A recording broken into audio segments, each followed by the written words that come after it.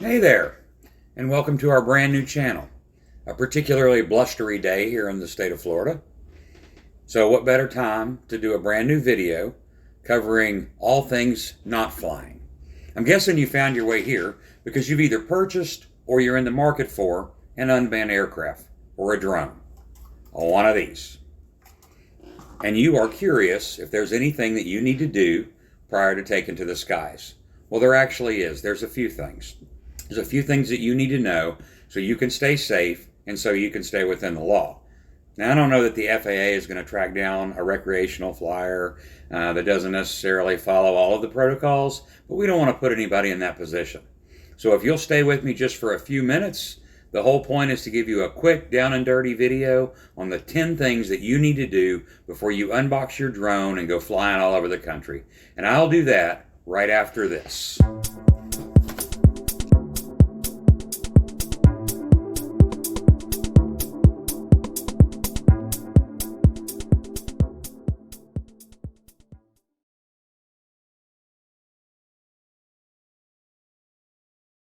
Number one on our list is you have to decide if you're going to be a recreational pilot or if you're going to be a commercial pilot. You see, unmanned aircraft or drones are covered under U.S. code. It's referred to as Part 107, and it actually defines a small unmanned aircraft system as any uncrewed aircraft weighing less than 55 pounds, except for those operated solely for recreation or hobby. Now, this can be a little confusing.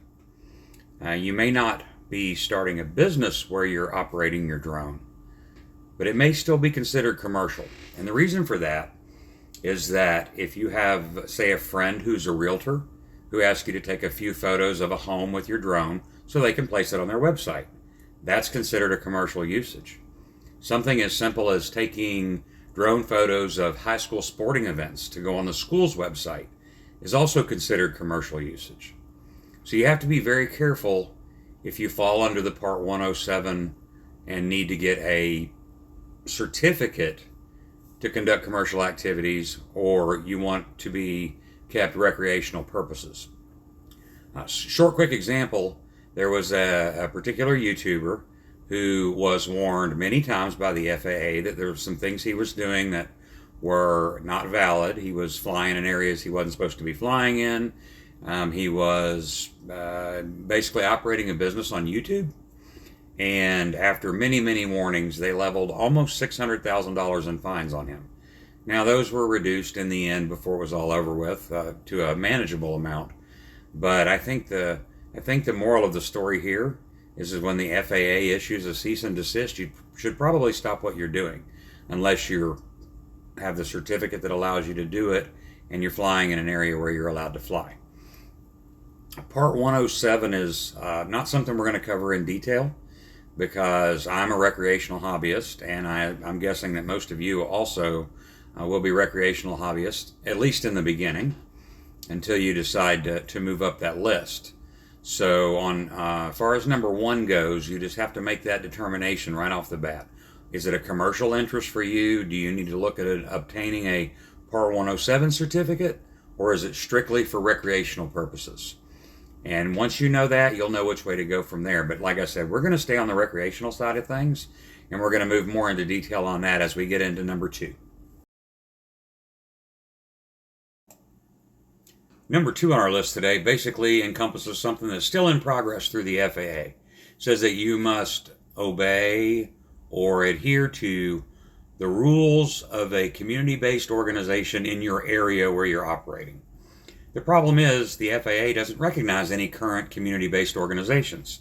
This is an in-process regulation, and as soon as those organizations are vetted and released, then you'll be able to become members of those organizations in your area, and they will have a set of rules for particular areas of the country. Now, whatever that organization decides. So that's something that's coming in the future. Just be aware of it, but that's number two on our list today. Moving on to number three. Number three is all about knowing where you're flying or where you're going. Number three is the regulation that requires you to maintain visual contact with your drone. Now, this can be accomplished a number of ways. If you are flying a standard drone, then you have to be able to see where it's going. If you're flying a little bitty drone, you can't go as far as if you fly a larger drone, obviously. If you are flying a first-person drone where you wear the goggles and you're looking from a first-person perspective while you're flying, you have to have an observer. That observer has to be standing directly next to you. You can't have an observer 600 feet away who's giving you another 600 feet of view or whatever the case may be. So, number 3 on today's list, you must maintain visual contact with your drone. Number 4 is all about hierarchy of airspace. You have to understand that you're flying a small unmanned aircraft, even if you're flying a larger, small unmanned aircraft. We are at the bottom of the hierarchy in airspace. You have to yield the right of way to any manned aircraft. We have a ceiling. We're going to cover that in our list also, of how high we're supposed to fly. However, you have to yield the right of way to manned aircraft, helicopters, airplanes, any one of those number of things. When you think about a commercial jet that's flying thousands and thousands of feet up, it's not an issue. But when you start talking about small single-seater airplanes, two-seater airplanes, small helicopters, there's a very great likelihood that you could be sharing that same airspace with those folks. So under the hierarchy of airspace, number 4, we have to yield to any manned aircraft, regardless of what their status is or who they are. Number 5 has to do with receiving authorization when flying in controlled airspace. Now, some drones come with software built into their controls that will tell you whether airspace is uncontrolled, whether airspace is controlled, or whether airspace is restricted. The problem with that is only some, not all of them come with software that tells you whether or not you're allowed to fly where you're flying at. So there's a couple of different apps that you can use. The one that is recommended by the FAA is called Before You Fly. Before You Fly. I'll put the link below. And that has on it software enabled called a loft, where you can request to fly in controlled airspace. Just because it's controlled doesn't mean you can't fly there. What it means is you need authorization. The vast majority of airspace that we are going to fly in as recreational hobbyists is going to be uncontrolled. Now, don't get me wrong, in my area there is a military base, and that area is strictly off limits. All of the drones that I own have the software built into them. They will not even let me take off in that area. But many drones that you buy do not have those software controls. You could actually fly into restricted airspace. That's one of those times when the black helicopters will pay you a visit. So on our list at number 5, very important, is if you are going to be flying in controlled airspace, make sure you obtain permission first. Moving right along to number 6 on our agenda is the maximum height at which you can fly your recreational drone. The FAA has set a ceiling limit of 400 feet high for recreational drone purposes. And the reason for that is most commercial airliners and larger planes have a minimum height of 500 feet regardless of what maneuvers they're performing. So that gives about a 100-foot buffer to keep you from interfering with one of those particular aircraft. 400 feet is the ceiling height at which you can fly your recreational drone.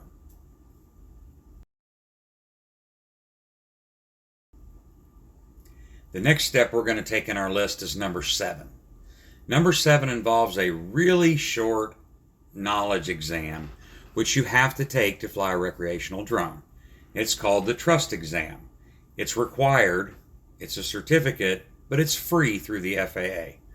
There is no expiration once you take and pass the test. Very quick knowledge test available through Drone Zone at FAA.gov. I'll put a link in the description below.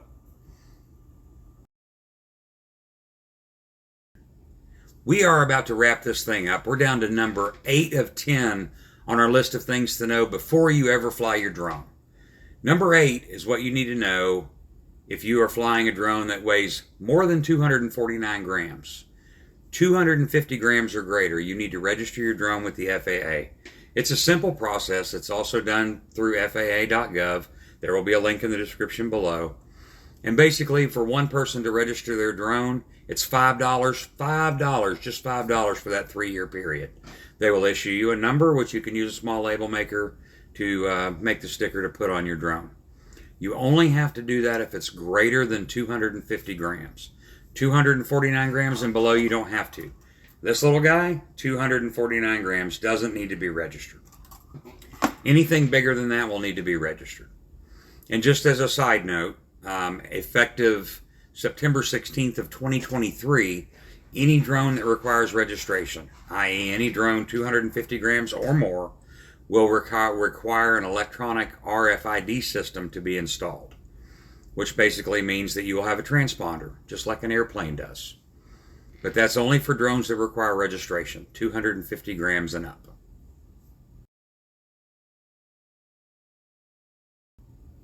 Moving on to number 9, the second most important thing on our list today.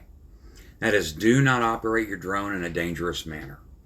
Don't operate it around police activity.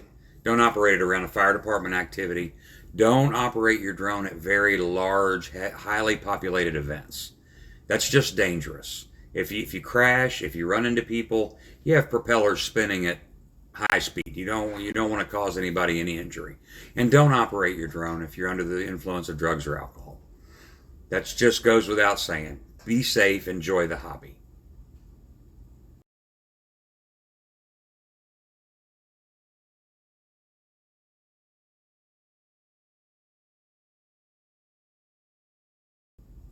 And finally, to number 10. The most important thing to remember when getting into the drone hobby is have a good time out here with this. The technology that is made available to us in this hobby for videography and for photography is incredible. Most people buy drones because they want to take pictures and videos of nature. Enjoy that.